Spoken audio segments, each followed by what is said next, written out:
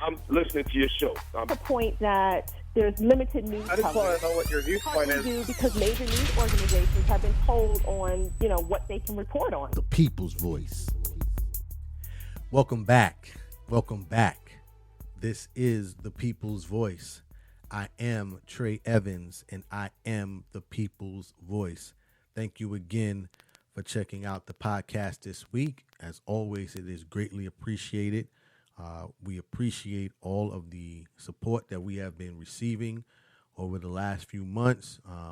The podcast has continued to grow in listenership, and we are excited about that. So thank you, as always.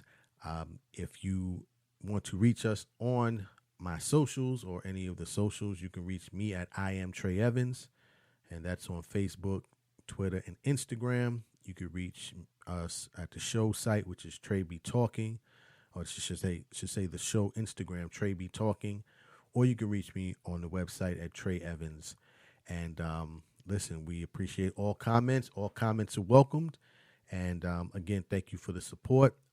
If you are enjoying the podcast, please feel free to subscribe.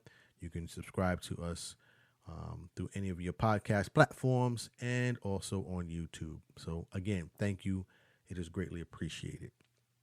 So today I wanted to talk about synthetic dyes and specifically or color additives, however the term that you want to use for that, but specifically color additives and synthetic dyes and how they are used in foods. And because I don't know if people understand just the amount of coloring that is added to the foods that we consume. And I wanted to talk about this because I was in the supermarket a few weeks ago, and as I'm walking through, I just stop for a second to look at all of the different forms of beverages that are available for consumption. And this is where it initially started. I'm just looking at all of the different drinks, the cherry this, the grape that, the green this, the purple that. And I'm saying, wow, we are consuming these foods at a high rate. And what is actually being added to these foods and beverages to make these colors that we obviously are attracted to, right? And that's part of the process in terms of the food coloring process is for marketing purposes, right? So you see a drink that says cherry, you want it to be red because you think it's cherry. And if it says grape, you want it to be purple because it's supposed to be grape, and we associate purple with grape. So today what I wanted to do was to talk about food coloring and the food coloring process. And, in terms of synthetic dyes and color additives, those are just not added to food. So let me just say that, right? You can find color additives and synthetic dyes in cosmetics. You can find it in medicines, obviously hair dye. So there are obviously multiple forms of it, and really all of it in terms of the man-made, the chemical-made, the chemical-based synthetic dyes do have or suggested side effects or health complications as a result of that. But today I specifically wanted to focus on color additives and synthetic dyes that are placed in food. And, where I wanted to start with this is to, as always, kind of give a definition and a little bit of a background of food coloring, how that process kind of started. And I am talking about here in the United States. I know, fortunately, there are many people who listen to this podcast from around the world, which I'm greatly appreciative of.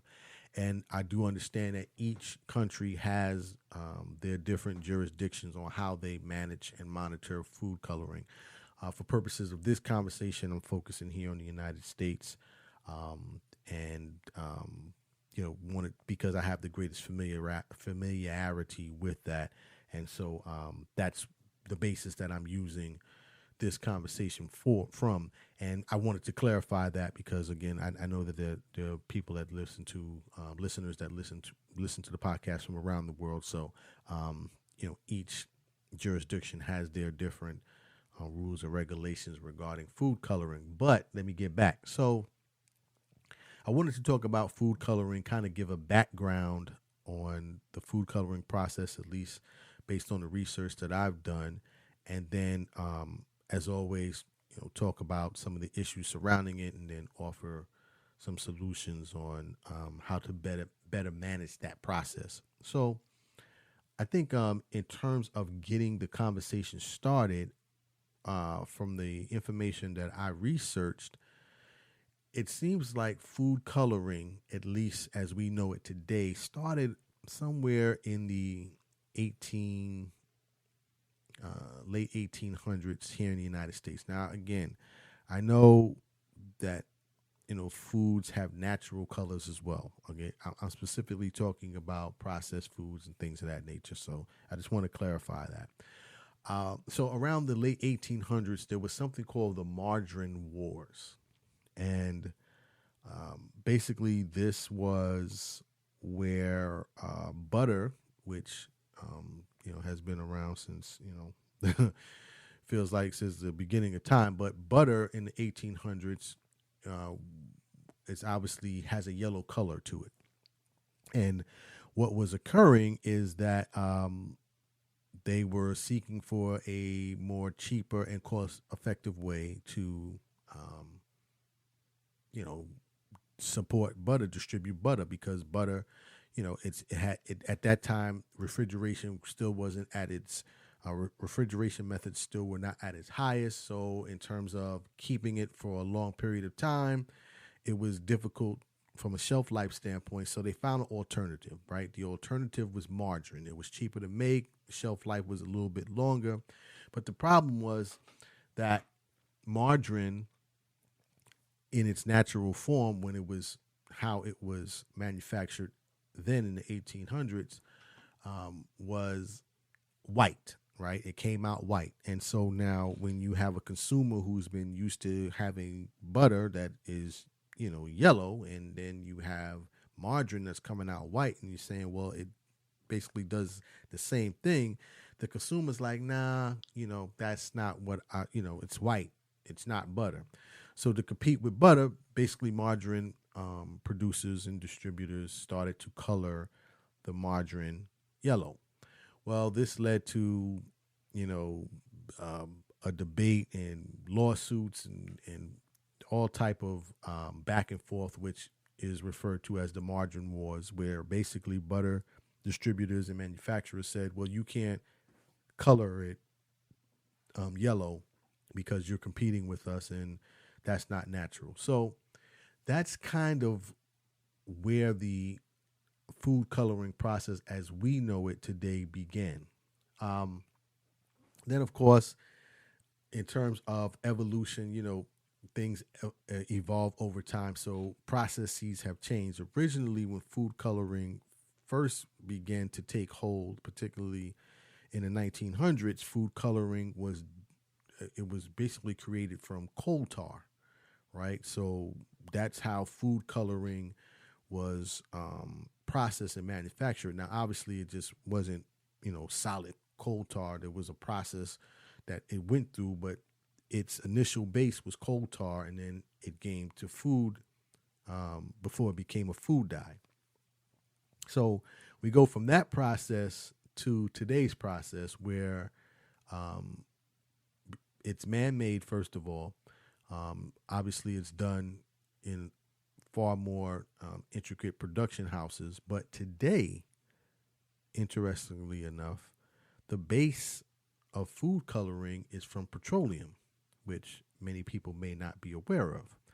And so now, again, petroleum is the base, but it goes through a process before it becomes a food dye. But again, that's the basis for food coloring as we know it today. So now we're here today, right? And I wanted to just give that background so we can kind of get a picture of what food coloring is and kind of how it came into existence.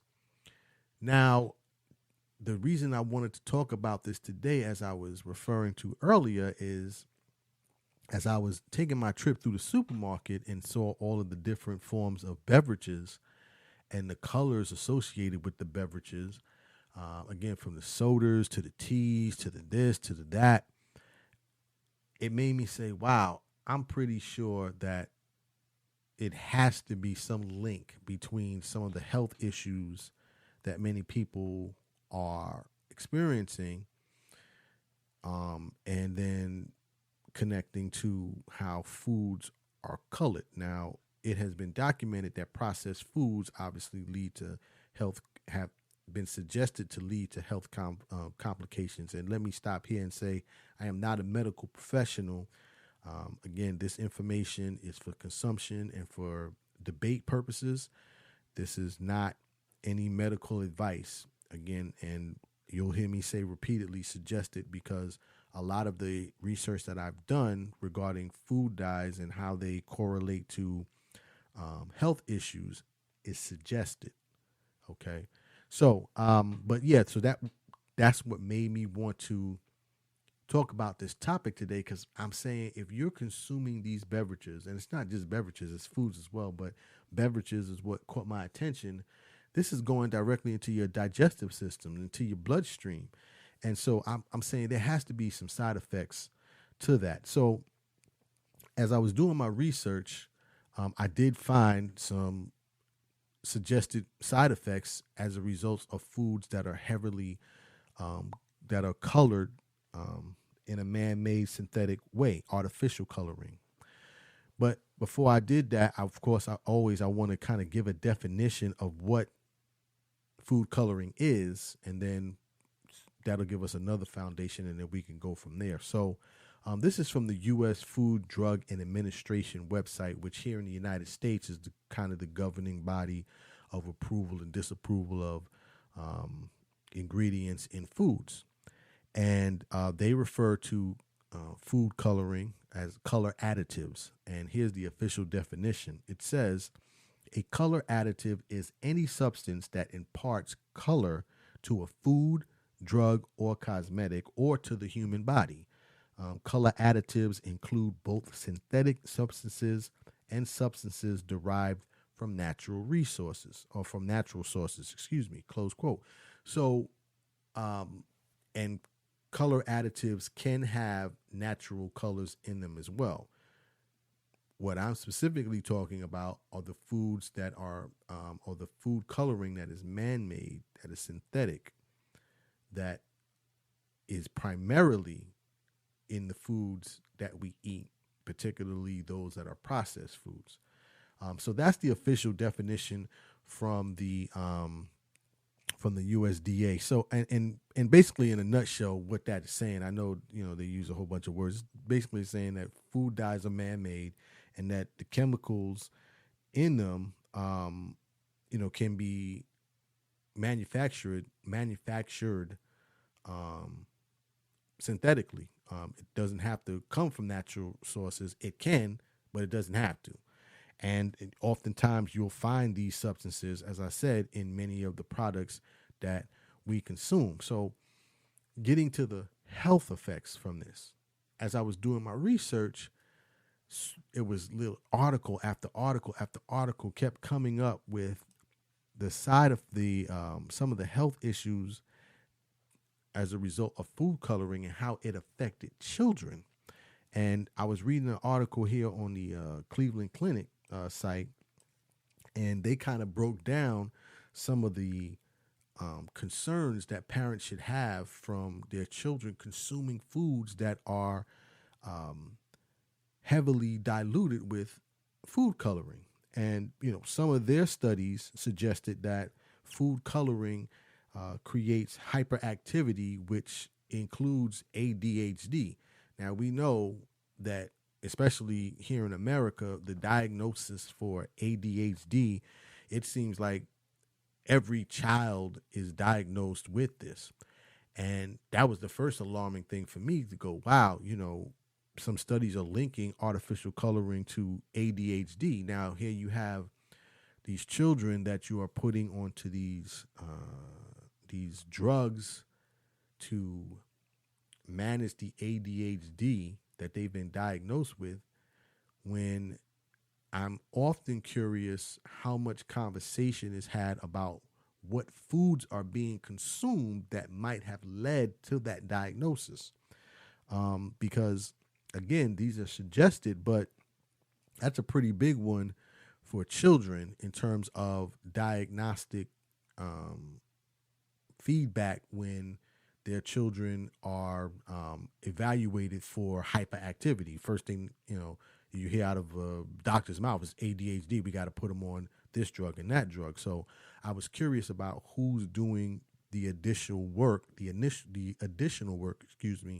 to find out if it's food related and not just from maybe a birthing defect or genetic, or however they diagnose some of those challenges. They also, here on the Cleveland Clinic, say that some studies have suggested that food coloring leads to behavioral changes like irritability and depression, also hives and asthma. So there is information out here that is suggesting that these foods are contributing to the health of our children. And matter of fact, I wanted to play this clip as well because there are two doctors who talked about this on a program called the Doctors Program, which is no longer on the air, but they talked about this specific issue regarding food dyes and how it affects children. So let me play that clip, and then I'll come back and continue the discussion. But check this out. Has a lot of these dyes in it. And, these dyes are they're linked to behavior problems in kids, ADHD, even autism. And, I used to think food dye, that's just food dye. It's not good, it's not bad, but I've really seen a big link with diseases in my kids, my patients, allergies, other inflammatory diseases, behavior problems. It's a big problem. Well, and if you look at the data, very high likelihood that food coloring may cause some behavioral disorders. The FDA acknowledges red number 3 as a known carcinogen, a chemical that could cause cancer, and yet it's still approved for use. So again, other important ones: red number 40, yellow number 5, and yellow number 6.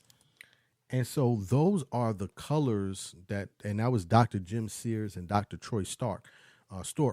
They were talking specifically about food coloring. And as you heard the doctor say, first of all, many of these colors have been linked not only just to ADHD, but also some suggest it might have created or basically created the diagnosis for autism in some children. But then also you heard Dr. Stork say that red number 3 is linked as a known carcinogen. And that's interesting that he says that, right? Because on the FDA website, they have red number 3 listed as approved additive in food colors. Now, the interesting thing about red number 3, and I'm going to explain this in a second, red number 3 is an approved food coloring that can be added to food, and it was approved by the U.S. Federal Drug Administration. Back in the 90s, red number 3 was banned for a while from the site.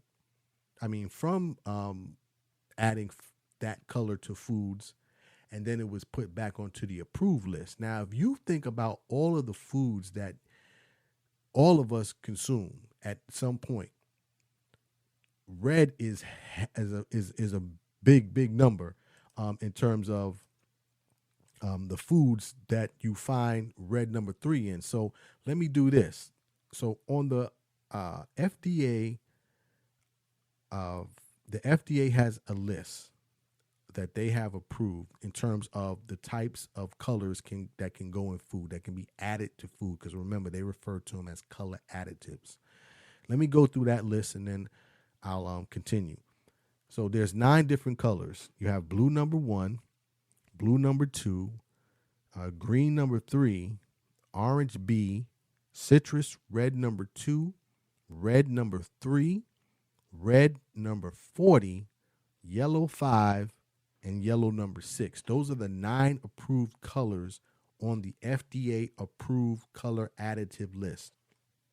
As you heard the doctor say, red number 3 is a known carcinogen. Was once banned, but it's now back on the approved list. And where you find red number 3, you find red number 3 in a lot of beverages, right? Think about those sports drinks. Think about those punches, fruit punch this, grape punch that. You find red number 3 in ice cream cones, frozen dairy desserts, popsicles, frosting, icing. You think about toaster pastries and things of that nature. These are all foods that have this in it. So if it's a known carcinogen, and I'm going to keep saying it till I get it right, if it's a known carcinogen, why would it be on the approved list for the FDA? Very key information. But getting back to my point, so a lot of these colors that are in these foods are being consumed by children. These foods that have the colors in them are being consumed by children, and many researchers suggest and doctors suggest that these are leading to a lot of the diagnosed behavioral ADHD, asthma, and even possibly autism that kids are being diagnosed with. Why is this not being addressed? This is one of the primary reasons I wanted to do this podcast, because I want to be able to get the information out to the people.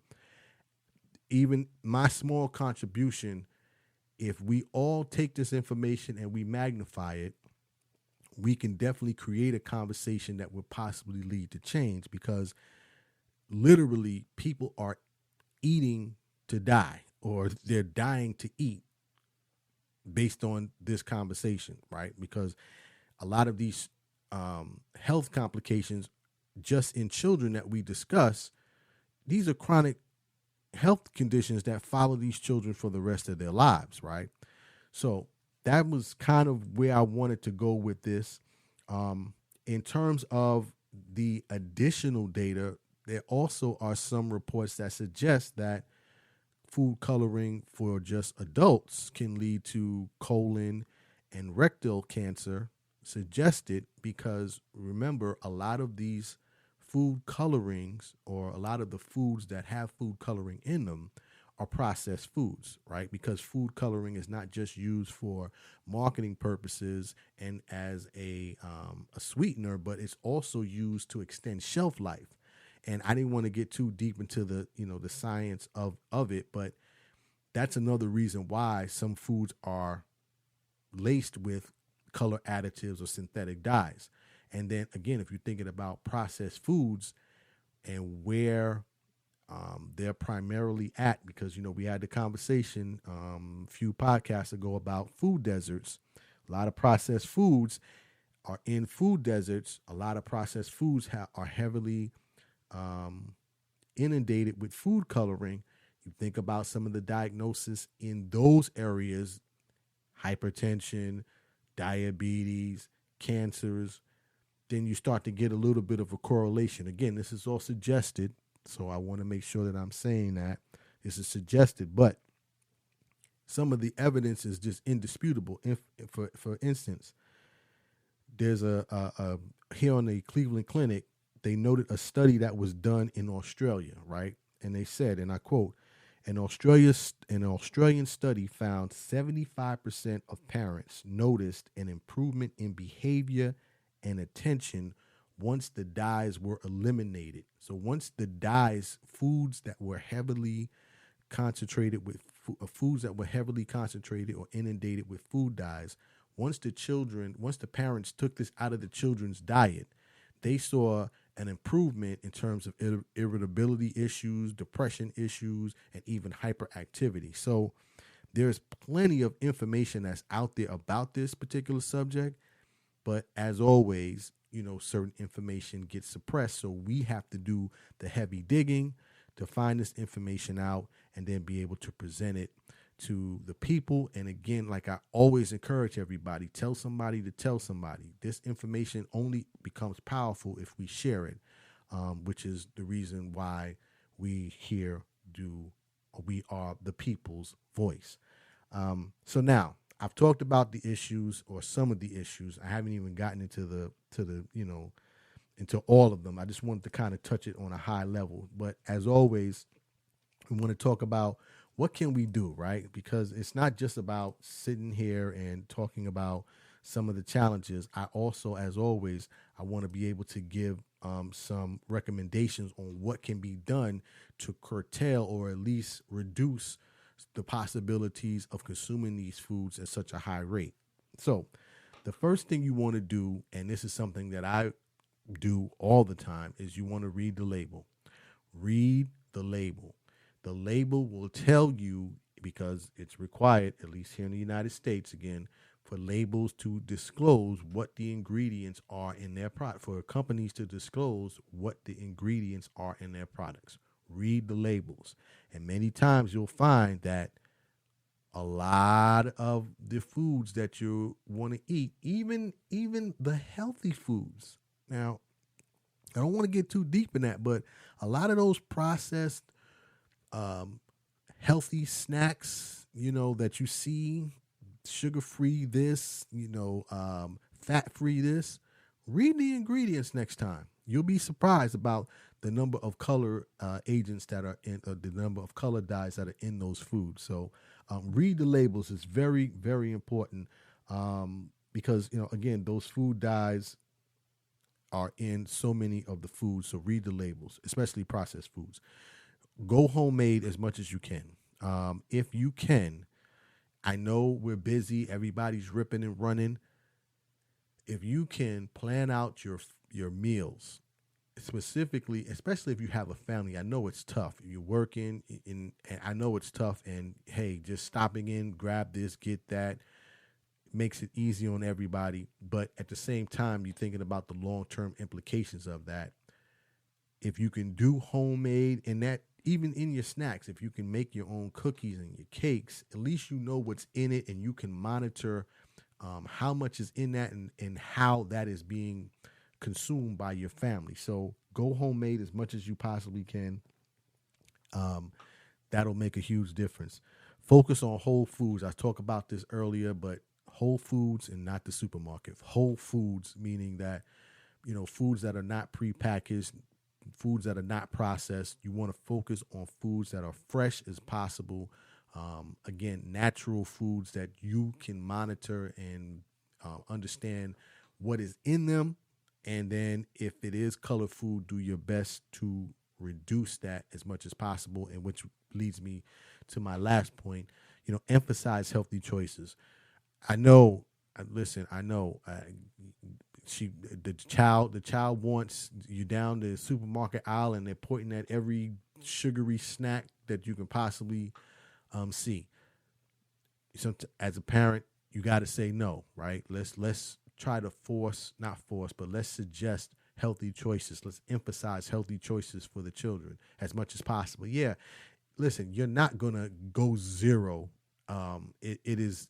I mean, you would basically be eating grass if you had to go zero. But monitoring it and reducing it as much as possible and managing it as much as possible can really go a long way in terms of supporting your initiatives to reduce the amount of processed foods and specifically foods that have a high amount of food coloring in them. It is very important that we do that we get that information out, and that we continue to talk to our families and our communities about this, because it is a much bigger issue than I think many people would understand. So next time, again, you're in the supermarket, just kind of take a moment to think about this conversation before you make those food choices to keep you and your family as safe as possible. So As always, I hope this information was informative. This might be a refresher for some. This might be enlightening for others. Either way, share the information. That's the only way that the information will hold any power to it. Well, that's my time for today. As always, dreams are not just for sleeping. Please wake up and live your dreams. My name is Trey Evans, the people's voice. Tell somebody about the dream. Salute.